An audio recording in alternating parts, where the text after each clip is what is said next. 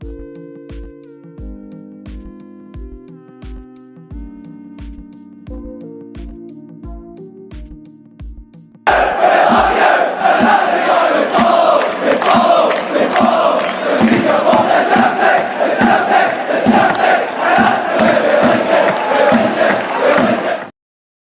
on a minute, Gary.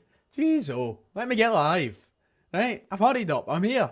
Cheers, Gary. No, I'm joking. Ladies and gentlemen, hello. Welcome back to the channel. Welcome back to another one of our weekly live Q&A streams where tonight we're going to preview the game against Hibs tomorrow. We're, of course, not too far away from the kick-off in another very important game in the league tonight. Neil Warnock's first game in charge for Aberdeen against Rangers, where obviously we're hoping that Aberdeen can do us a favour, because that's where we are now.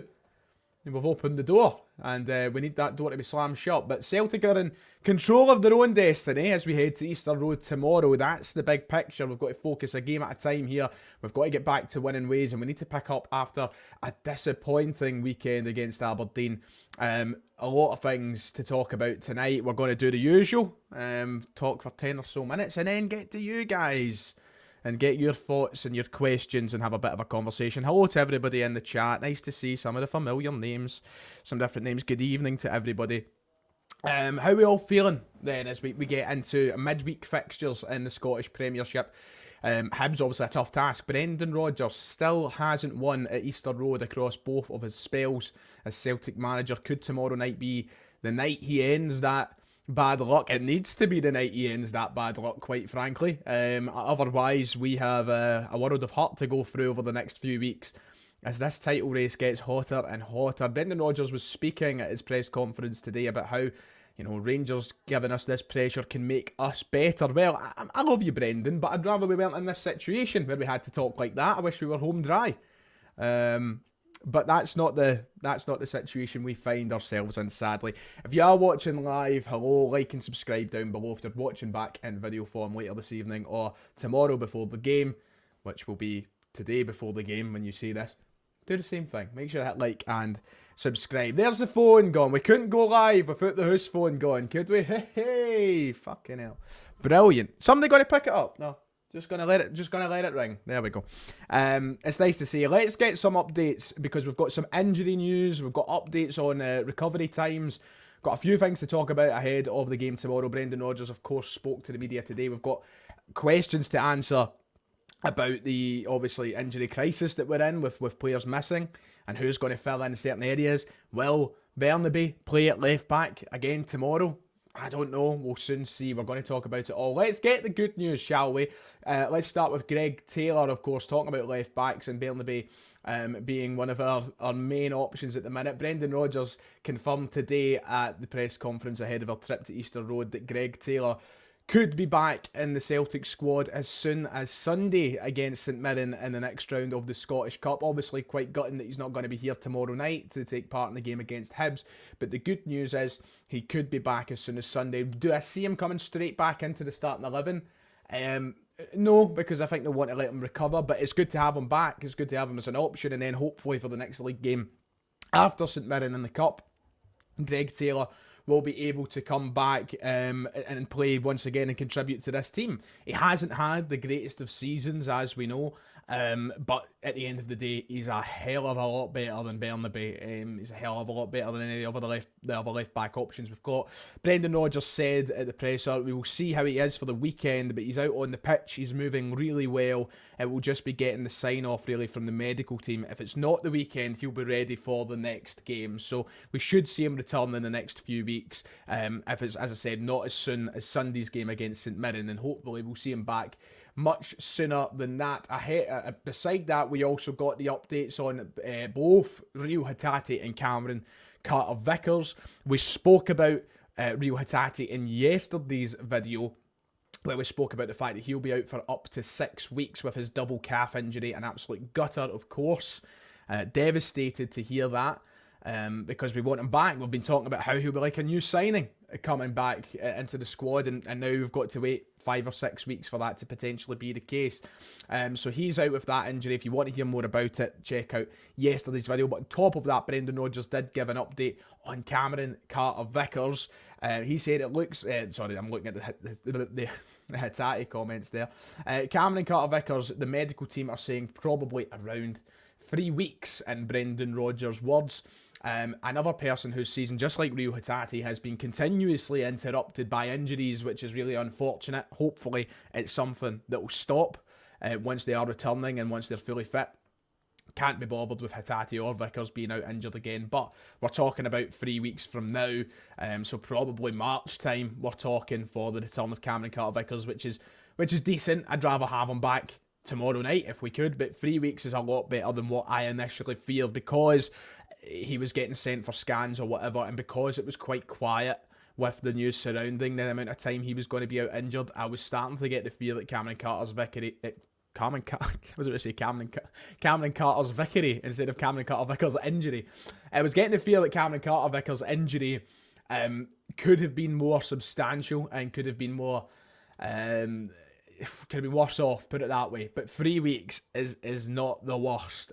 Can, the likes of Nawrocki, Scales, Welsh, keep the fort strong at the back, keep the fort protected, the goals protected, while Cameron Carter-Vickers is injured? I'd like to hope so. Of course, we did concede at the weekend, but hopefully they get a lot better over the next 3 weeks until we wait for the return of Cameron Carter-Vickers. So, just to update, Greg Taylor could be back as soon as the weekend. Rio Hatate 5 to 6 weeks away, and Cameron Carter-Vickers 3 weeks away, according to the manager at the press conference today. And hopefully we'll have a fully fit squad soon.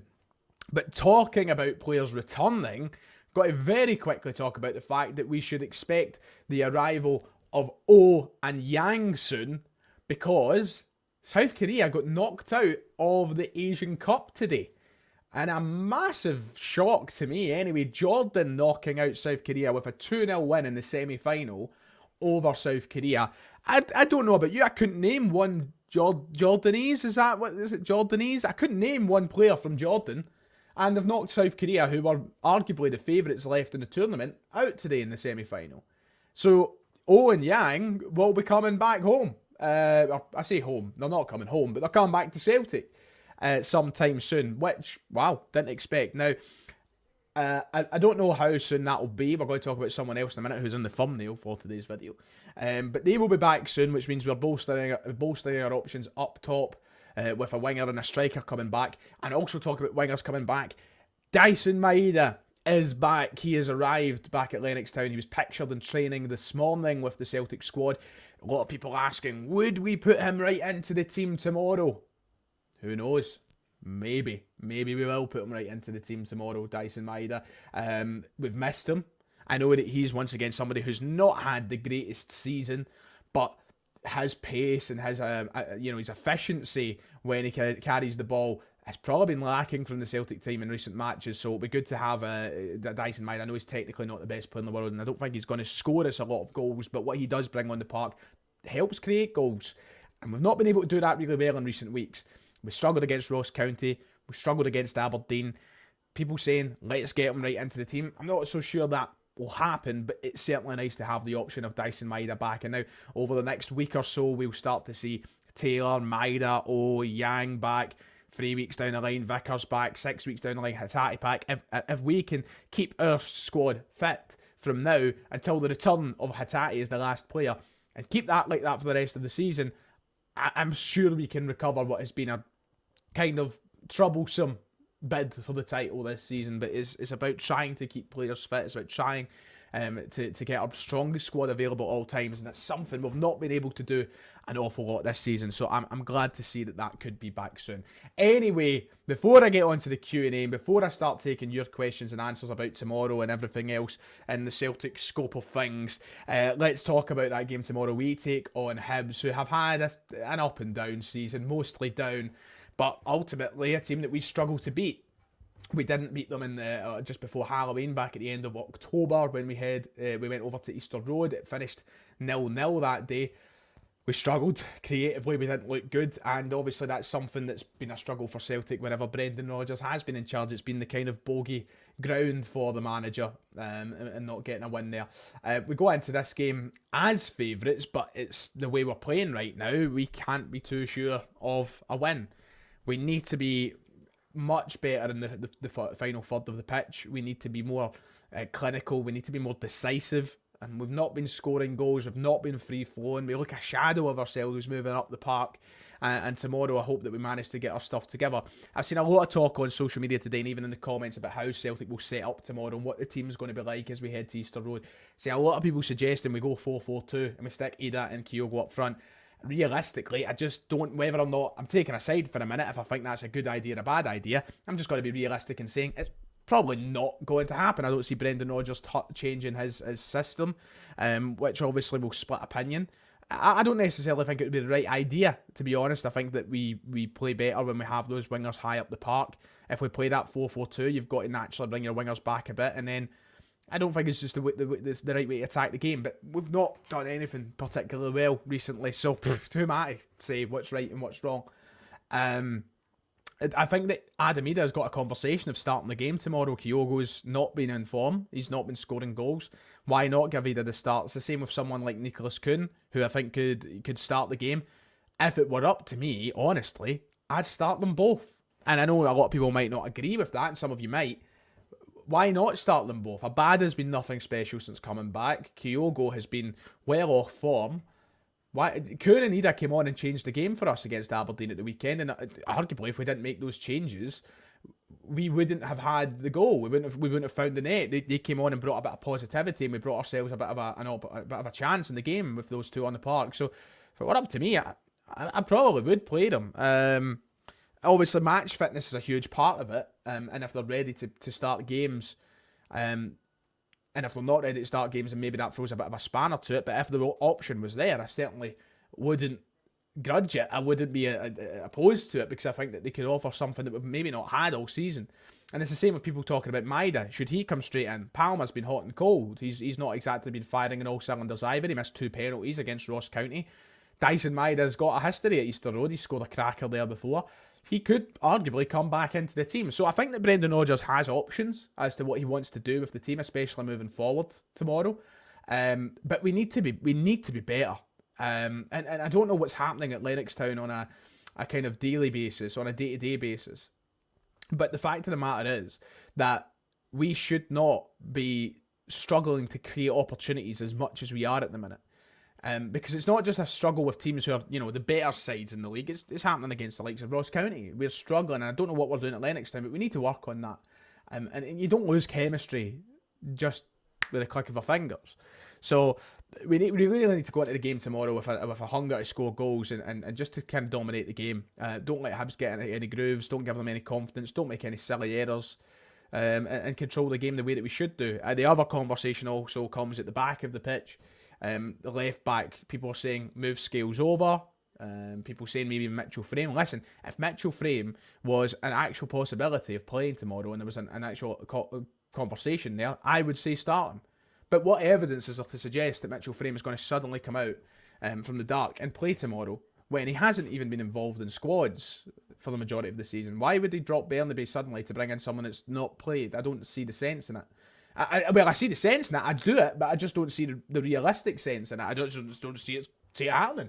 So I have a feeling we're going to see Bernabei start tomorrow. If it were up to me, I'd have Frame in there because I genuinely don't think he could be any worse than Bernabei. And I think from the kind of small evidence we've seen of Mitchell Frame, he looks better than Bernabei. A couple of headaches there for Brendan Rodgers, but ultimately team selection doesn't matter. We just need to play better. Hibs have been rotten this season, and if we drop points tomorrow, it's humiliating, it's disastrous. I'm confident we can win the game, but Celtic are just leaving us kind of sitting on the edge guessing at this moment in time, so that's not ideal, is it? Score predictions, I'll go 2-1 Celtic. I said that against Aberdeen, we drew 1 each, so I don't know why I'm bothering. But a very important game for Celtic in general tomorrow, especially if Rangers win tonight. We can't count on favours anymore this season. The way I'm looking at it is, and you might not agree with me, you might be like, oh, Rangers are pish anyway.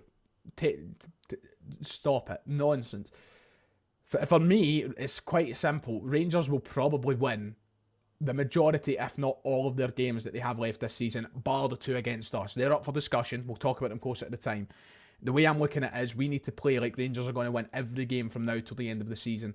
Because if we don't think like that, and if we don't play to win games and play better than what we have, we're handing a league title to Rangers. It's as simple as that. They've got a lot better. There's no denying it. And if you don't agree with that, you're in denial. I know we've beat them, but you can't judge this title now on those games in isolation, because we're dropping points in other games and Rangers aren't doing that. And until Rangers start doing it again, boy, we need to get our act together. So tomorrow night at Hibs is a massive, massive game. Right, I've spoke for about 15 minutes, so let's get on to you, shall we? Let's get your questions. And I feel like, do you know what? When I want to sit naturally, right? This is how I sit naturally. But look how low down am I on frame. And then I bring up a comment, here's something lengthy, it covers my chin. Doesn't look great at all, does it? I love sitting like this, but I can't tilt the camera or nothing. It's a pain in the arse. I hate sitting this low down. I need to straighten my back up and sit on the edge of my seat and all the rest of it. God, you just don't care. Right, let's see what we're getting at. Martin says Ralston to left back. Need to test him as a backup now. If going off the weekend there's anything to go by, I wouldn't be putting him in left back. I just thought he looked so unnatural there. I thought he actually struggled there, if anything. I wouldn't be moving him to left back. Oh, and if I had his number, I would, trust me. He's my guy, but we're not on that level of friendship yet, me and Brendan. Thank you, Pat, for the £2. I really appreciate it. Or €2, I should say. And thank you to Beam for the $1.99, saying, opinions on Thai green curry. Hope you're well, pal. I like a Thai green curry. I've actually been getting that quite a lot recently. My mum makes a nice Thai green curry. She's not Thai, by the way, but she makes a good one. I'll give it to her. She's Feasterhouse, no Thailand. Let's see. If you were the manager, would you try a 3 at the back, Scales, Navrowski and Johnston? No. And I'm stubborn. But I think especially in times of crisis, I don't want to say crisis, it's a bit of an exaggeration that, but I don't know. And not with Johnson there. Johnson's been poor enough at right back, let alone fucking centre back. So I wouldn't chance anything like that. I generally just wouldn't. I'm a big shite bag. If I've got reservations about it, I'm going to say no probably. That's just me though. But I wouldn't be putting Johnson at centre back anytime soon. Not until he fucking sorts himself out in his natural position. We can't rely on any other teams to help us now. It needs to be us controlling our season. Absolutely can. Got to take that away. Thoughts and Quan at St Mirren. Fans love him. Kick on, son. Kick on. That's what I say. I'm chuffed to see that he's doing well. I know he's somebody who a lot of Celtic fans wrote off straight away. And I wasn't totally convinced from the brief cameo we've seen of him. But it's good that he's going out and getting this opportunity, and I hope he keeps doing well at St Mirren, and he creates a conversation for himself when he gets back. A lot of people suggest Napoli left back tomorrow. Listen, I want us to win the league. I don't think that's the best idea, but I can't be any worse than Bernabei. That would be quite the feat. Spell the glove. Bernabei at left back in the changing room. Yep, that's probably where he should be left. That's probably. Joe Allen. He says, just put Scales, Navrowski and Lagerbielke in a 3 and just get over the issues. Rodgers needs to get over himself and get it done. The fullbacks have all been empty jerseys. And you know what? Like, listen, Brendan Rodgers certainly can try it. He tried it at Leicester. He done it at Leicester. I can't remember how successful it was at Leicester, but I do remember him playing a 5 at the back at some point. And you potentially could do it at Celtic. Do I think he's going to get over his stubbornness to do it? I don't know. But you're right. The fullbacks have been empty jerseys all season. They really have been. And I don't know if there's and I'm not one to speculate. I don't know if there's maybe an issue with these players being Ange Postecoglou suited fullbacks. They've came in and been told a very specific way to play. And then when Brendan Rodgers has changed that system and changed that way of playing, they've struggled to adapt to it. At the end of the day, as professionals, you've got to adapt. You've got to overcome. And they've not done that, which is annoying. But it works both ways. You know, the manager needs to find a way to suit their talents and their ups and not their downs. I don't know, but you're right. They have been empty jerseys. Let's see what's this. I saw you at the charity match. You were bad enough there. Thanks. I didn't play that. I thought it was okay in the charity match. This just ruined my night. No, you're right, mate. Yeah, I was bad enough. I would start Ida and Kuhn all day tomorrow, says Chris. Would I try Lagerbielke tomorrow? I don't see why not, to be honest. But I realistically, I think that Welsh is ahead of him in the pecking order. Let's be real. There's a reason we were talking about shifting Lagerbielke and signing Welsh to a new contract. I think that Welsh is just naturally ahead of him. But I feel bad for the boy. He's done nothing wrong. It's just not really worked out for him. DM McDonald, hello Murray. He says, I don't want this to sound like I'm overreacting, but you could go through the team just now and make a case for us needing better quality in almost each area, bar a handful of players. No, you're spot on. And I know it's, you know what, the annoying thing is, right, when you're playing well, you don't think like that. You don't. But sometimes, I don't know how to word this without sounding like an absolute fucking idiot.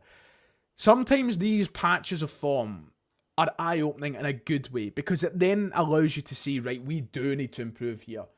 Purple patches get shown up and stuff like that. You're absolutely spot on. You line out the team just now, and I look at a number of areas and I'm like, we can improve there. But I've had that opinion for years. If you go back and watch, I was only on one of them, right? When I was on the first open goal fan forum thing, and they were talking about the window at the time. I think it was a January window last year maybe or something. And I made the point that, listen, and I said I wouldn't do it, but I'm just creating a point here. You can go back and watch it. Not even Callum McGregor should be safe in this team. And nobody he's played this season anyway, but when Callum McGregor's at his best, he shouldn't be safe. Nobody should be safe. You should always be looking to improve. You should always be looking to bring in the best you possibly can. And I know people are quick to go, oh, you'd never replace him. No, if there's somebody who can replace him, that's somebody who's better or pushes the envelope a bit further, go for it. Do it. And I think right now, yeah, you look at the team and there's a number of areas that you can make a case for. I've had to skip down the chat a bit, so if you really want me to answer a quick... What was that? It's like George Michael or something dancing.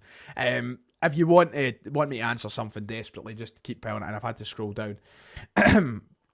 Let's see. Who can sack the board? I see all the tweets saying sack the board. Who can sack the board? Themselves. Yeah, it's not straightforward sacking a board, but they should be sacked. Adam says 4-4-2, Kyogo, Ida and Kuhn starting all day. It's Austin Theory's theme. Is it unrealistic to say the club needs 3 new fullbacks? No, I don't think so. I don't think so at all, Lee. I think we should sign 3 new fullbacks. I think that you need somebody who's going to genuinely challenge Alistair Johnson and make him better, give him pressure. It's not Ralston.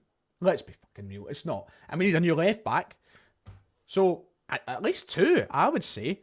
I don't think 3 is a far cry. Obviously, you've got to be realistic from what you demand in the club in a window. But, you know, no, it's not. It's not like totally out there to suggest that. Ryan, which musical is better, Mamma Mia 1 or 2? I've not seen 2, so 1. I've not seen 2. Sorry if that's let you down or anything like that. Let's see. Could you see that? No, I can't see that starting at all. Not at all. I can see him maybe coming on again, but I don't see him starting. If he does, fair play. I'm not saying he shouldn't start. I'm not saying that I wouldn't have him starting. I just don't see it. But Christ, he can't be. You know, players haven't been performing this season in all areas of the park. Apart from Matt O'Reilly, there's not really in Scales. There's not really been standout performers in any position apart from those 2. So, I mean, I wouldn't be adverse to it. I just don't think it will happen. Do you think that Rodgers is the man for the job, Ryan? It's hinting to me that the system just doesn't work anymore. I know that this is something that will probably become more of a conversation as depending on how the season pans out. You know me, I am a massive Rodgers fan. I back him, and I think that things will get better. I'm hoping that this season can just get to the end, we can get over the line, win the title, and then we can look to actually build on the ideas he wants to bring forward with some backing and with some excitement. I can understand why people are frustrated and annoyed. I can understand why they're voicing discontent towards the manager and the style of football. Absolutely. But I really, maybe I just want Rodgers to work out more than what some people think it will work out. But I do think he's the man for the job. I think he's been successful up here for a reason. I think he's been successful wherever he's really went for a reason. Because he's a cracking manager and things have just not obviously went to plan so far this season. But we're still top of the league as it stands. And I still have faith that things will be very good one day under Rodgers. So we'll see. But he needs the backing. Should we at least have tried to sign Miofsky, especially after getting $2 million for Turnbull? Yeah, I wouldn't say we shouldn't have tried. It wasn't my first choice, and I'm not going to let it go against this change. And people are like, oh, we should have signed him. I'm not one of those ones. I think he was given it was a great finish, but gifted an opportunity, and most strikers probably would have finished that in the position that he was in. Nawrocki just refused to defend him. So, yeah, I think that what I would realistically be thinking to myself is, what we can do is better than Miovski, but I'm not saying we shouldn't have at least asked the question. But if their money was just, if they were asking for too much, then, fuck that. Imagine if Ange hadn't been backed for his player's first season. People would have kicked off saying Ange is shit there. How is Rodgers any different? Yeah, I agree. And Rodgers was backed. Ange was backed fairly well. He got the players he wanted. Rodgers hasn't got the players he wanted. And I don't know how much, the parties have to play in that. The manager has to play in that, etc. But yeah. So we'll see. I don't think it was as high as 9. I think it was like 6 I seen. I don't think it was high as 9. If it was 9, they can fucking whistle for it. They ain't getting that. 9 million quid. Who starts beside Scales tomorrow? For me, it's probably going to be Nawrocki again. But I think there's a conversation to say Welsh. And to be honest, I wouldn't mind if it was Welsh. He looked decent the first sort of 20 minutes he got with that 20 minutes he got in the derby before he had to go off injured. It's Nawrocki or Welsh. And I just think it'll be Nawrocki again. I think that I would personally go with Welsh, though, to be quite honest with you, just to give him a run out. Gerard says, bench Palma. He's selfish. His crosses are bad. His set pieces also. He's been very cold recently, Lewis Palma. Very, very cold. And I don't mean like cold as in like, ooh, cold finish. I mean like cold, like not hot, cold. And he probably, that's what people are saying, get Maida straight back in the team. And no wonder, because Palma hasn't been great as of late. So you can't blame people for wanting Maida back in the team, really. And I love Lewis Palma. I think there's a real talent there in the player. But he's just been too frustrating recently. He's been indecisive. He's been inconsistent. And when those things start creeping in for a player, that's when you've got to start asking questions. Because those are the kind of things that have held back Celtic wingers in the past. And I just hope he gets over that kind of, yeah. And I agree with this 100% actually, Wizard Mo. You make some good points tonight. I find it funny when people say Scales should be left back. Can you see him busting a gut up the left wing and having to track back? He doesn't have the speed. I 100% agree with this. Did you see him on Saturday? He was pulling tractors every time he tried to track back. And that's not me slagging off Scales. He's been fucking brilliant this season. He deserves a lot of the plaudits. But imagine him bombing forward on the left-hand side. We would be gubbed. If we were struck on a counter-attack down the right. He wouldn't be back in time.